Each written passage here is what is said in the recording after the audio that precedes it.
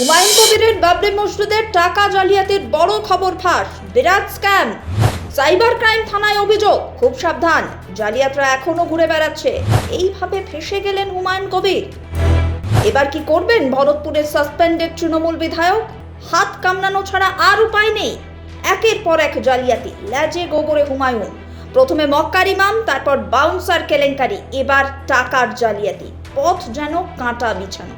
কে আদা জল খেয়ে পড়েছে হুমায়ুনের পিছনে? হুমায়ুনের ট্রাস্টের নাম ব্যবহার করে জাল কিউআর কোড বানিয়ে দেদার টাকা তুলেছে কিছু লোক।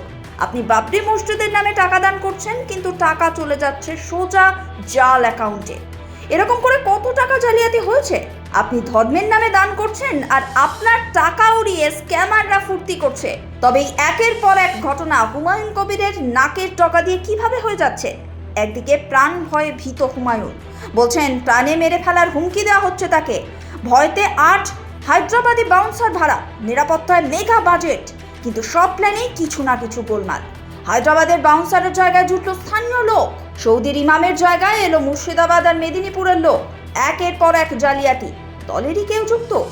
বারবার 3বার হুমায়ুন কবিরকে ঘোল খাইয়ে 3 বড় চক্রান্ত। এবারেরটা সবকিছু ছাপিয়ে বড় সড় টাকার স্ক্যাম। হুমায়ুনের সংস্থা West Bengal Islamic foundation of ইন্ডিয়ার কিউআর কোড জাল। হুমায়ুন কবির কি ভেবেছিলেন খুব সহজেই সবটা পেরে যাবেন? যদি ভেবে থাকেন, এবার তার ভুল ভাঙছে। ইতিমধ্যে তিনি একবার বলে দিয়েছেন এত কিছু তিনি সামলে উঠতে পারছেন না, খেই হারিয়ে যাচ্ছে। এবার এই ঘটনার পর হালে পানি পাবেন তো হুমায়ুন কবির। তার সংস্থা West Bengal Islamic foundation of ইন্ডিয়ার কিউআর কোড, যেখানে সাধারণ মানুষ বাবরি মসজিদের জন্য টাকা পাঠাচ্ছিলেন, সেটাই জাল হয়েছে অন্তত 3টে অ্যাকাউন্ট থেকে। হুমায়ুন বলছেন আমি ব্যাংকের বিরুদ্ধেও স্টেপ নেব। তারা কি জানতো না West Bengal Islamic foundation of ইন্ডিয়ার নামে একটা অ্যাকাউন্ট আছে? ওই নামে কি করে আরো 3টে অ্যাকাউন্ট খোলা সম্ভব হলো? সাইবার ক্রাইম থানায় অভিযোগ দায়ের করেছেন হুমায়ুন। হুমায়ুনের ইসলামিক ফাউন্ডেশনের কোষাধ্যক্ষ আমিনুল শেখ এদিন এই অভিযোগ আনেন। শুরুতেই এতগুলো ধাক্কা, গোড়াতেই গলদ হুমায়ুনের।